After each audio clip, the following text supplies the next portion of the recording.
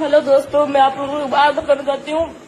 मतलब मैं जो वीडियो बनाती हूँ ना सोशल मीडिया पे, मैंने कोई गलत वीडियो नहीं बनाया, फिर भी मेरी समाज ने मुझे आज इतना मजबूर कर दिया ना, इतना मेरा